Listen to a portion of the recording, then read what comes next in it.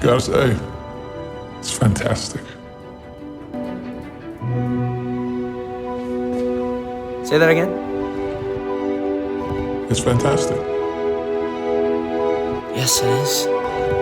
Yo guys, what's up? Welcome back to RGTV. Today we're going to be talking about the...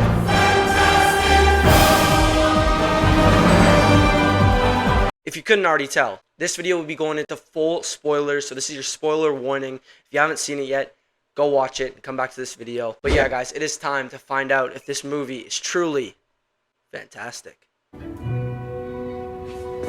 Alrighty guys, diving straight in. It's safe to say I really like this movie, even though it has its problems. I think it's a really good new installment in the MCU. It had a great story, it had emotion, action, and well, Mr. Ower Farmer himself. Galactus. Not a cloud, mind you. This version of the Fantastic Four is the best we've gotten. Well, since 2005, but that was sort of campy, so I'm putting this above that one. And I don't think we need to talk about this one. Get off! It felt fresh, while still keeping that MCU charm. I think this one gave us something unique with this new retro-futuristic city that we haven't seen before in any other MCU project. All four members had great chemistry, while still having their own moments to be in the spotlight. Alright, but that's enough of me yapping. Let's get into this. It starts off with Reed and Sue in their house. Reed is struggling to look for some medicine while Sue is taking a pregnancy test. We don't know that though until she comes out, gives Reed the medicine he's looking for, and well, places the pregnancy test on the table, which is positive. Then we get Reed Richards as he does, predicting the outcomes of this new child and if he will have powers or not. Then Sue says to him, We can do this. Nothing's going to change. a little foreshadowing. Then we cut to the Ted Gilbert show, which is basically just giving us a little bit of a backstory on how this universe's Fantastic Four got their powers. And it's honestly pretty cool to watch. It starts with the footage of them going into space, coming back forever changed. Then we get a little montage with the Fantastic Four fighting crime in the last 4 years. Saving civilians, Ben Grimm sort of pulling a boat to safety. And then we get a clip of the earlier Fantastic Four fighting Giganto, sort of recreating the first Fantastic Four comic cover. Then it's established that there's a cartoon of them with a little clip of the Thing saying it's clobbering time. We get a really cool shot of Johnny flying into a bunch of burning buildings and absorbing the fire around them, with the firefighters giving him a salute. Then Johnny blasts off and makes the iconic four with his fire trail. Another part where Mr. Fantastic uses his stretchy powers to scale a tower, where there's an orangutan where he slingshots himself and boots him into the harbor. Oh, come on! You gotta admit this is cool! Then we get this scene of Mr. Fantastic teaching this classroom, as we subtly see his arm stretch across the blackboard. The next part is really cool. We open in sort of a UN meeting setting, where it's all the countries coming together, with Sue presenting the Future Foundation, which if you don't know, the Future Foundation Fantastic Four is set after Johnny dies and then is replaced by Spider-Man. I don't think we'll be getting that, of course, but it is kind of cool to have that reference in there.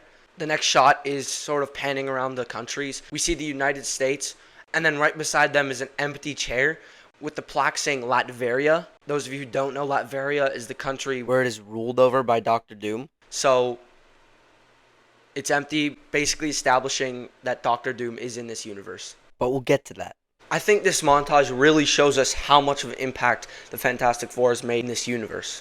Next, we cut to the tradition of Sunday dinner. Of course, the infamous scene from the first trailer of the Thing cooking with Herbie.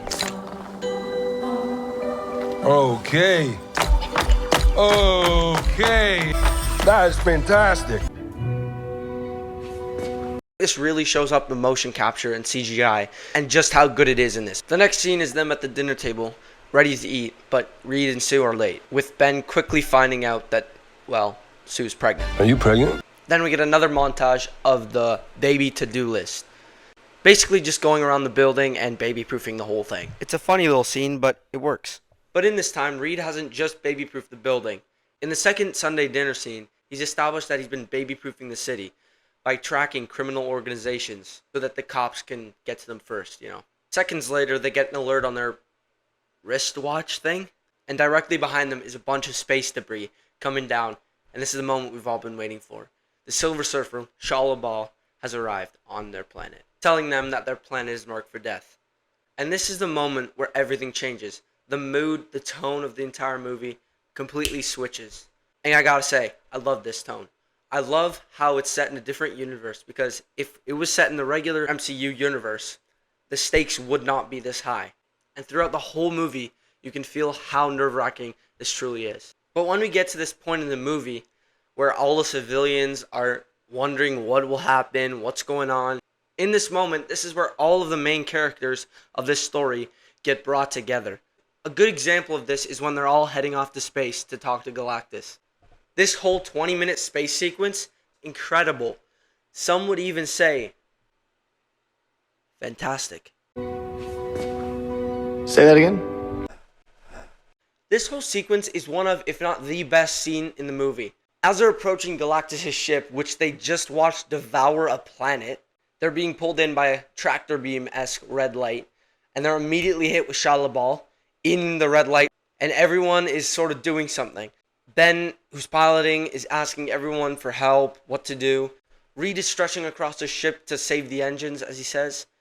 Sue makes the ship invisible. And there's this whole section of Reed explaining what to do with Ben and Johnny pretending to go to sleep. And Reed finally says, if it's just a big guy, you can punch him out. Then finally, Ben and Johnny do a slow motion fist bump with Johnny being knocked back as there's zero gravity. It's a funny scene, again, showing the chemistry between Johnny and Ben. The whole inside of Galactus' ship is ginormous. There was a shot in the movie, just as Galactus opens his eyes, you can see, especially in 3D, you can see the perspective on how tiny the Fantastic Four and Silver Surfer is compared to this being that they're standing before. Oh my god, dude. It was just insane. It was just a great way to show how menacing this being is. Ralph Ineson's voice shook the theater every time he spoke. This is the moment where Galactus is like, oh, you have a goober. Give it. I think it was interesting how they went about how Galactus feeds on the planet. He doesn't just eat the planet. The ship kind of does it for him. It incinerates it and turns it into this sludge that sort of feeds into him. But as soon as he sees that Sue is pregnant with Franklin, a cosmic being, he's like, if you don't give me that baby, your world, I'm gonna eat it. Ah! One problem I did have with this movie, if Marvel was planning to do a trilogy, I'm not sure why they did Galactus first. I mean, I get that the stakes are high, which is actually one of the best parts of the movie. Why not just save that story for the end? Even the ending, which I didn't really enjoy that much, could have been better if it was in a third movie. Because if they lose on the third movie, that's incomplete. I did mention the CGI before, but the green screen baby, yeah, that didn't look so great. Then Galactus literally just looks at Sue in the eyes, and boom, the pregnancy has sped up. 9 months is over in a jiffy. The baby is on the way whether they like it or not. Everyone starts running. Shalabal has no hesitation, immediately swooshes towards them, trying to capture Sue and the baby. Again, leading into one of the best parts of the movie. Everyone is in a panic. Sue's about to give birth. All this with the Silver Surfer chasing them. They successfully make it back to their wormhole traveling device. They just barely fit. Boom, Silver Surfer's going the exact same speed as them.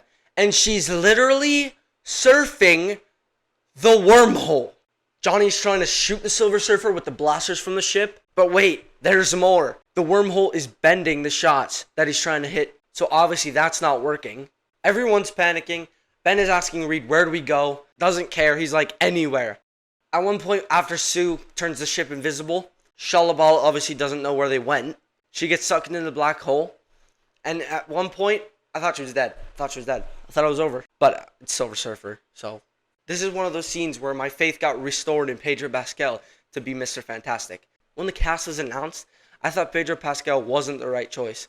Now, I feel differently. Once they return from this 1-month mission, even though it was a few hours for them, Reed is blatantly honest with the civilians, saying, well, we didn't defeat Galactus, and he asked for our child, and we said no.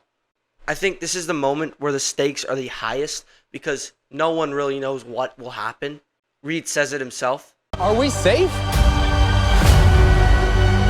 I don't know. Even the argument they get into after this, where Sue thinks he's selfish to give up his baby, but he responds back to her saying, I have to think of these possibilities, even though I don't want them to happen.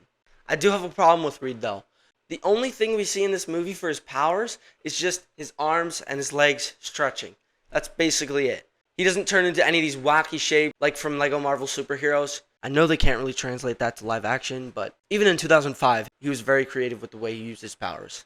I think Sue Storm also had a great lead in this film. She's not the main character, which all the rumors were saying she was. I also think Johnny was great in this, and the dynamic between him and the Thing was great. It was more of this friendly bickering as opposed to hateful insults, as Chris Evans did. I'm not saying I didn't like his version, but it's just more family-esque. Another thing is Johnny's actually smart.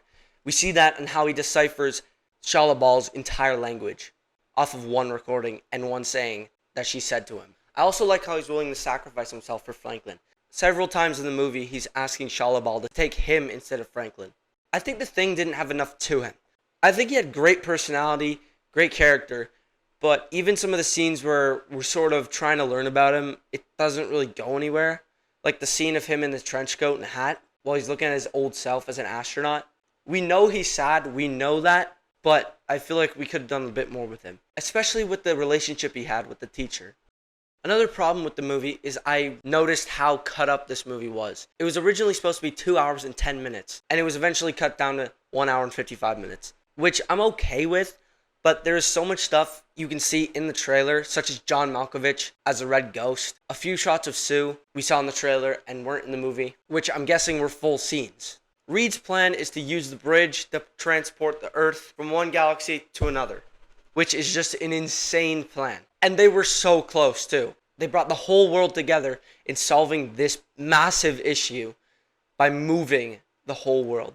And I really like that concept. As everything is getting booted up for the planet to be transported, Galactus' ship is nearing the atmosphere. All of a sudden, bam! 1 goes offline.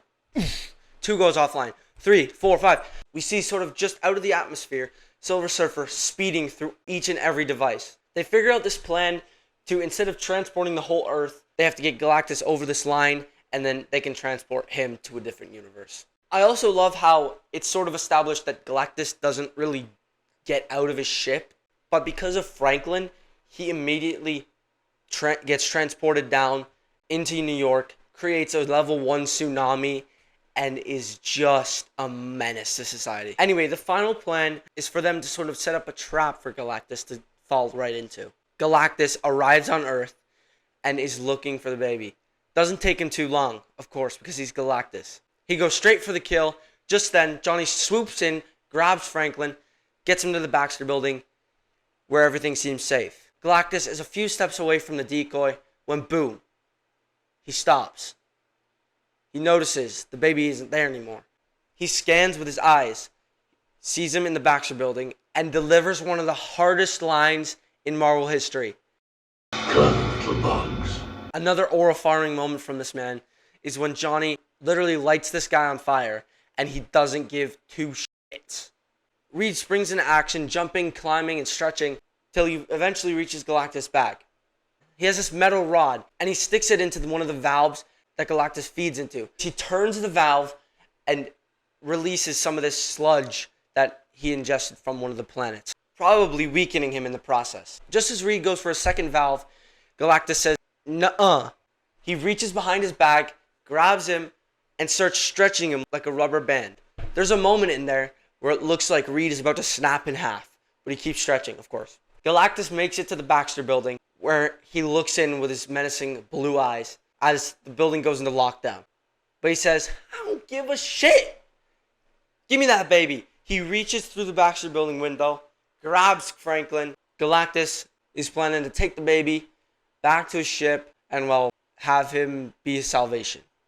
The main complaint I have with this is how Sue defeats him. I understand that she used all of her power and she dies because of it, but I just don't think it's realistic that the Devourer of Worlds gets defeated by Sue Storm. Again, I get that she's the most powerful on the team, but I do think there should have been more of a fight in there. Because all Galactus does in this part is he gets pushed back, tries to grab on the building, Thing knocks the building down, so he can't hold on to it anymore. But again, if he could change size, I feel like he would have. But there was context around it and how he was weakened. It's just a small complaint. Anyway, Sue ends up pushing Galactus through the barrier where he needs to go so that the portal can be opened to the other universe. Johnny pulls the lever and he gets sucked in. The thing emerges from the debris of the fallen building. He looks at Reed and says, "Hey Reed, it worked." But wait, there's more. Galactus' arm comes out of the rift. His face emerges, along with some of his body. All hope is lost. 10 seconds left. But then Johnny steps in. I thought Johnny was actually going to sacrifice himself. But at the last second, Silver Surfer swoops in and knocks him over. Sort of a payoff to their relationship, if you want to call it that. Silver Surfer sacrifices herself, slams into Galactus, eventually pushing him to the other universe and closing the portal. Sue is now dead. We get some really great acting here, especially Pedro Pascal. The Thing is holding a cosmic being. So he lets him go. Franklin puts his hands on his mom and eventually saves her. I think it sort of paid off the whole movie where it was saying, this baby has cosmic powers. We have to show it in some way. It sort of keeps that question going as to, if he can do this now, what can he do in the future? I honestly do not think that this is it for Galactus. Galactus has devoured celestial beings. There's no way this is it for him. So anyway, let's get into that post-credit scene, which was truly fantastic. We're not going to talk about the last one because it was sort of just a theme song for the animated TV show I talked about earlier. Okay, so a title card flashes 4 years later. Sue is finishing reading a book to a much older Franklin. She asks if he wants to read another one, as he responds yes. She gets up to grab another book, passes Herbie, suggesting a book, and it's an advanced book on science, with Sue responding, "No, we did that one yesterday," showing how smart this kid is already. She grabs another book, and suddenly something changes. The atmosphere gets a little colder. She slowly approaches back to where her son was sitting, activating her powers. We slowly pan over the futuristic TV, and we see a green cloak slowly panning down to Dr. Doom holding his mask in his left hand, the child curiously looking at his face. Holy shit! I think this is a perfect tease for Doomsday. We don't get a face, we don't get a look at Robert Downey Jr. as Dr. Doom, but just the aura and presence he gives off. That's enough for me. I also think that if they establish that Latveria exists and Dr. Doom is obviously in this world, if the world got destroyed, that would all go to waste. I hope that they go the comic accurate route with Robert Downey Jr.'s Dr. Doom, in the sense that it isn't an evil Iron Man. As cool as that sounds, I just don't want to see that. I want it to be Victor Von Doom. He's his own character, that Robert Downey Jr. is playing him. I'm sure they're going to connect Tony Stark with Victor Von Doom in some kind of way, as they have announced that Tony Stark's death has to play a role in Avengers Doomsday. So, all we got is speculations right now. I just need some of that Doctor Doom aura in Doomsday, and it will be perfect. But let me tell you, this was a great Fantastic Four movie, and a great new introduction into the MCU. I can't wait to see what they do moving forward, Doomsday and Secret Wars. Anyways, guys, thanks so much for watching, and I'll see you on the next one. See ya. See ya. My granny called, she said, Travis, you work too hard, don't worry, you forget about me. I'm falling in and out of cause don't worry, I'ma get it, granny. What happened?